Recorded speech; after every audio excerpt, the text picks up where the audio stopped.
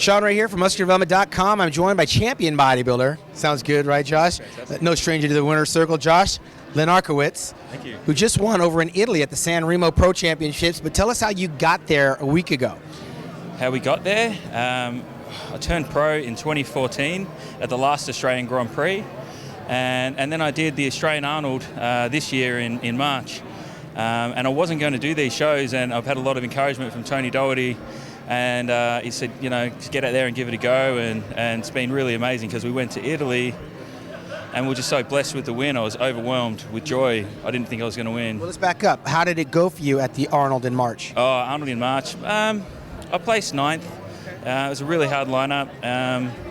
I definitely wasn't at my best either, and I still don't think I'm at my best. Today's my best ever, but I know I can do a lot better, which is amazing. So you know, it's a long way from Australia to Italy, and then Italy to California. The transit was like 3 days from Australia to Italy. It was like 4 or 5 different 4 planes and 2 trains, and lots of and no one spoke English, so it was incredibly hard. So here in America, so amazing. Everyone's so good and so nice to us. I love it. It's been a long time since we had an Australian champion come out of there and actually win something. I remember you had Luke Wood from back in the day and a few other guys that have come out of there. You're the latest thing to come out of there. How optimistic were you heading into San Remo a week ago about victory? Definitely, you know, you always want to win, and I just wanted to bring my best. But I just thank God that it's happened. It's come true. Yeah. Like I look back, I'm just blown away. The whole week I've been losing sleep, just staying up thinking, wow, can't believe I'm going to the Olympia.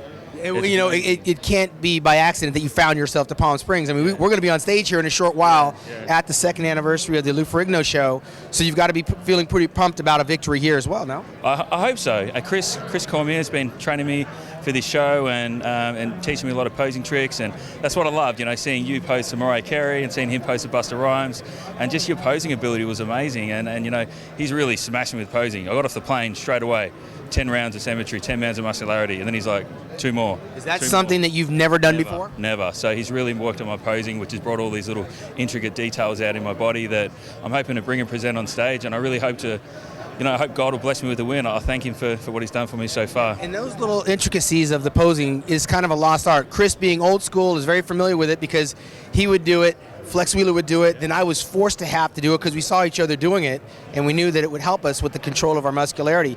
How do you relate that towards training with weights? Oh, definitely, because it's all about having increased proprioception, your mind-to-muscle connection, and that definitely is something that I've done with training, but not so much with posing. So now I'm looking forward to what I can do moving forward into the next shows, having a little bit of time between now and my next show. It's going to be cool. We do know that this is the last pro show of the year.